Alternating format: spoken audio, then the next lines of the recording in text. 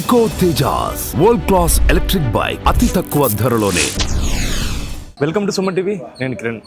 అనంతపురంలో చాలా దారుణ సంఘటన చోటు చేసుకుంది. అంటే 12 నెలల పసికందు ఇంటికి వెళ్ళి గంజి మీద వేసుకొని అయితే మొత్తం కాలిన గాయాలతో కర్నూలు ప్రభుత్వ ఆసుపత్రికి అయితే తీసుకొచ్చారు. ఈ ఘటన అయితే ఆలస్యంగా వెలుగులోకి వచ్చింది.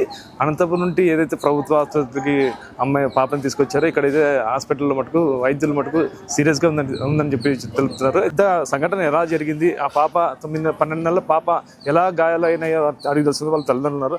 చెప్పడమ్మా, మీ పాపకి ఏం జరిగింది? అది ఎలా జరిగిందో మాకు కూడా తెలుసు. ఆ పాప వచ్చి ఎత్తుకుపోయినదే మాకు తెలుసు. వాళ్ళ ఇంట్లో ఉండింది. అది ఏం వాళ్ళుండి అంటున్నారు గంజి ఆ పాపకు అంతే వేసుకునింది అని అంటున్నారు. అంత చిన్న పాప వేడి వస్తువు తగలగానే ఎవరైనా కానీ చెయ్యి వెనక్కి లాగేసుకుంటారు. అట్లా ఆడితే ఆ పాప అంత వేసుకున్నా కానీ శరీరానికి మొత్తంగా కావాల. ఓన్లీ చేతులకి తలకి మాత్రమే ఇంత డెప్త్గా ఎట్లయిందో మాకైతే అర్థం కాకపోయింది. వాళ్ళని అడిగినా ఏ విధమైన ఆన్సరు లేదు వాళ్ళ దగ్గర. సార్ ట్రీట్మెంట్ చేస్తాము చెప్పండి మా ఎట్లా జరిగిందో అని మమ్మల్ని అడిగితే మేము ఎట్లా చెప్పగలము? ఆ పాపను పిలుచుకోరా అండి, మా పాపకి ట్రీట్మెంట్ చేయాలంటున్నారని ప్రైవేట్లో చేయించినప్పుడు కూడా ఒకసారి సర్జరీ కూడా అయ్యింది. సార్ అదే పనిగా పిలుచుకొని రండి ఆ పాపని కనుక్కుందామన్నా కానీ వాళ్ళు ఏమి చెప్పలేదు సార్. ఎన్నిసార్లు పాప ప్రతిసారి ఆ ఇంటికి వెళ్తుంటారా? అప్పుడప్పుడు అంటే ఎక్కువ నా పాప ఎవరి దగ్గరికి వెళ్ళదు సార్. కనీసం తన తండ్రి దగ్గర కూడా చిన్నప్పటి నుంచి వెళ్ళాలంటే కొంచెం ఇబ్బందిగానే అయ్యేది. ఈ మధ్యన కొంచెం అలవాటైంది. వాళ్ళ నాన్నకు కూడా ఎక్కువగా అలవాటైంది. ఎక్కువ ఎవరి దగ్గర ఉండేది కాదు. అప్పుడప్పుడు అంటే 1 వీక్ అట్లా కొంచెం ఒక 10 నిమిషాలు అట్లా ఉండేస్తుండే. పాపని ఎప్పుడు పిలుచుకువెళ్ళారో ఇంటికాటికి? ఏం జరిగింది మొత్తం? వాళ్ళు ఏం చెప్తున్నారు? పాప శుక్రవారం రోజు ఆడుకుంటుంది వాకర్లోన. ఆడుకుంటుంటే తను సడన్గా వచ్చి ఆఫియా, ఆ పాప పేరు ఆఫియా అని పిలిచింది, ఎత్తుకునింది. ఇంటికి పిలుచుకుపోతానంటే అని అంటే నేనుండి అన్నా, ఎందుకు హర్ష ఈరోజు శుక్రవారం కదా నమాజ్ చదువుకోవా అని చెప్పి అన్నాను. అంటే పాప ఉండి ఏమనిందంటే, లేదులే అంటే నాకు టైం ఎక్కువ ఉంది, నేను తర్వాత చదువుకుంటానని చెప్పి పిలుచుకుపోయిన 10-20 నిమిషాల్లోనే మా పాపకి ఏ విధంగా చేసుకుని వచ్చినారు. అది ఎలా అయిందో ఏమైందో మాకైతే తెలియదు. ఏం చెప్తున్నారు వాళ్ళు? ఏం జరిగిందని చెప్తున్నారు? ఏం జరుగుతుంది, గంజి వేసుకునింది పాప అంతటే గంజి వేసుకునింది అని చెప్పి అన్నారు.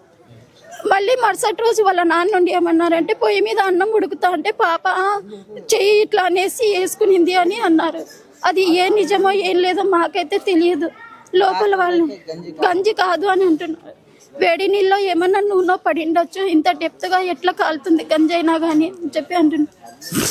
డాక్టర్లు ఎలా ఉన్నట్టు పాపకు ఎడమ చేయికి ఇక్కడ అంతా నల్లగా అయినాయి, గోళ్ళంతా ఇన్ఫెక్షన్ ఎక్కువ అయ్యింది. అవసరమైతే ప్రాణానికి ప్రమాదం ఉంది. అవసరమైతే ఈ వేళ్ళు కూడా తీసేస్తామంటున్నారు. మీరు ఇప్పుడు నారా లోకేష్ కూడా ట్విట్టర్ ద్వారా ఏమన్నా మీరు చెప్పారా, తెలియజేస్తాను సార్, మాకు హెల్ప్ చేయండి. మేమంతగా ఉన్నోళ్ళమేం కాదు, కష్టపడి పని చేసుకొని బతికే వాళ్ళమే. మా దగ్గర అయితే స్తోమత లేదు. ఆ స్తోమత లేకనే మేము ఇక్కడ గవర్నమెంట్ హాస్పిటల్కి వచ్చినాము. అక్కడైతే రెఫర్ చేసింటే బెంగళూరుకి వెళ్ళండి అని చెప్పి, మా దగ్గర స్తోమత లేకనే మేము ఇక్కడికి వచ్చి ఉన్నాము. సార్ మీరు ప్లీజ్ హెల్ప్ చేయండి సార్, మా పాప ప్రాణాలకు కాపాడండి, అంతే చాలు.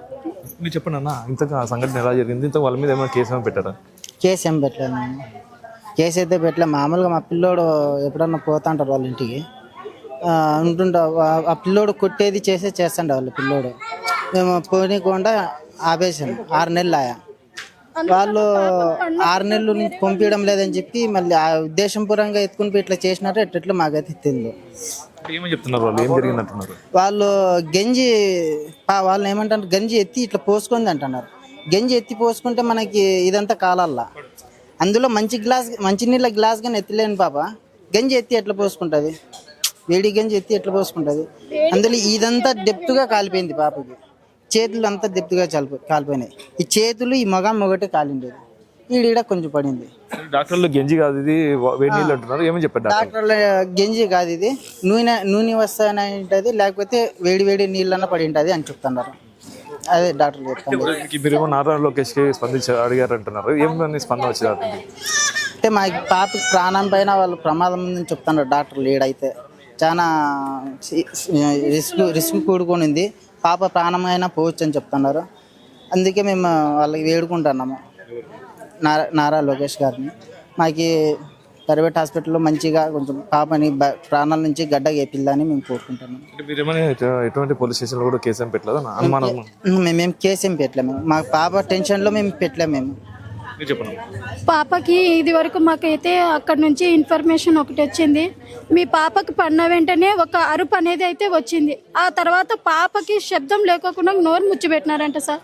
అంటే ఎందువల్ల మూసేపించినారు, వాళ్ళకి భయం అయి ఉండొచ్చు. కానీ ఇక్కడ చిన్న పాప కదా, తన ప్రాణానికి ఎంత ప్రాబ్లం అయి ఉంటుంది.